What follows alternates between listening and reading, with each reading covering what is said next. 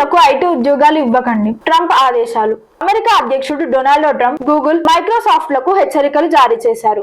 విదేశాల నుంచి, ముఖ్యంగా భారత్ నుంచి టెక్ ఉద్యోగులను తీసుకోవద్దని సూచించారు. వాషింగ్టన్ లో ఏ సదస్సులో మాట్లాడిన ట్రంప్ అమెరికా కంపెనీలు స్వదేశంలో ఉద్యోగాలు క్రియేట్ చేయడంపై ఫోకస్ పెట్టాలన్నారు. చైనాలో ఫ్యాక్టరీలు, విదేశాల్లో పెట్టుబడులు అమెరికన్లకు నష్టం చేయనున్నాయని విమర్శించారు. సిఐడికి మంత్రి నిమ్మలపై దాడి కేసు. మంత్రి నిమ్మల రామనాయుడుపై 2022లో వైసీపీ నేతలు దాడి చేసిన కేసును సిఐడికి అప్పగించారు. ఈ మేరకు డీజీపీ ఉత్తర్వులు జారీ చేశారు. విజయవాడ సిఐడి డిఎస్పీ మోహన్ నేతృత్వంలో 5 సభ్యులతో సిట్ ఏర్పాటు చేశారు. కాగా 2022లో పాలకొల్లు టీడ్కో గృహాలు పంపిణీ కార్యక్రమానికి హాజరైన నిమ్మల రామనాయుడు వేదికపైకి వెళ్తుండగా వైసీపీ కార్యకర్తలు భౌతిక దాడికి పాల్పడ్డారు. Welcome to Vidra news. Today's noon bulletin. నేను మీ స్నేహ గౌడ్. డ్వాక్రా మహిళలకు 80% రాయితీతో డ్రోన్లు. డ్వాక్రా మహిళలకు 80% రాయితీతో డ్రోన్లను కేంద్రం, రాష్ట్ర ప్రభుత్వాలు అందించనున్నాయి. ఈ ఏడాది 440 మంది మహిళలకు డ్రోన్లు పంపిణీ చేయాలని రాష్ట్ర ప్రభుత్వం నిర్ణయించింది.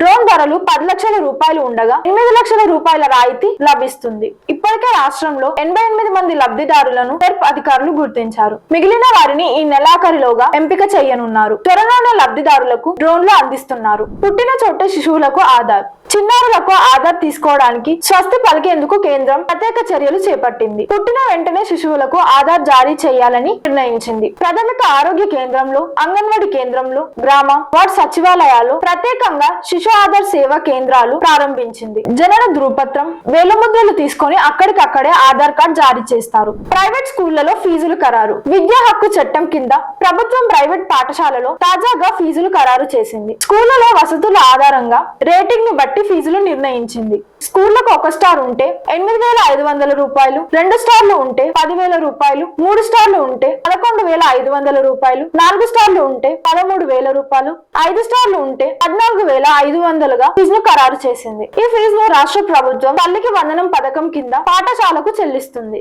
భారీ వర్షాలు, కరెంటుతో జాగ్రత్త. గత కొన్ని రోజులుగా తెలుగు రాష్ట్రాల్లో వర్షాలు దంచి కొడుతున్నాయి. వానాకాలంలో కరెంటుతో జాగ్రత్తగా ఉండాలి. వర్షం పడేటప్పుడు విద్యుత్ వైర్లు, ట్రాన్స్ఫార్మర్ల దగ్గర ఉండకూడదు. రోడ్ల వెంట ఉన్న కరెంట్ స్తంభాలను తాకకూడదు. తడి చేతులతో స్విచ్లు, ప్లగ్లు ముట్టుకోకూడదు. దుస్తులు ఆరబెట్టే తీగలకు కరెంట్ వైర్లు తాకకుండా చూసుకోవాలి. ఎవరికైనా పొరపాటున షాక్ తగిలితే చెక్క, ప్లాస్టిక్ వస్తువులతో రక్షించాలి. నేడు ఏపీలో అతి భారీ వర్షాలు. ఉత్తర బంగాళాఖాతంలో అల్పపీడనం ఏర్పడింది. దీనికి అనుబంధంగా ఉపరితల ఆవర్తనం కొనసాగుతుందని వాతావరణ శాఖ తెలిపింది. వీటి ప్రభావంతో రాష్ట్రంలో పలు ప్రాంతాల్లో ఆదివారం వరకు భారీ వర్షాలు కురుస్తాయంది. శుక్రవారం శ్రీకాకుళం, మన్యం, విజయనగరం, అల్లూరి, అనకాపల్లి జిల్లాలో అతి భారీ వర్షాలు. విశాఖ, కాకినాడ, కోనసీమ, ఉత్తర గోదావరి, ఏలూరు, ఎన్టీఆర్ జిల్లాలో భారీ వర్షాలు కురుస్తాయని పేర్కొంది. సోమవారం వరకు మత్స్యకారులు వేటకు వెళ్లొద్దని హెచ్చరించింది.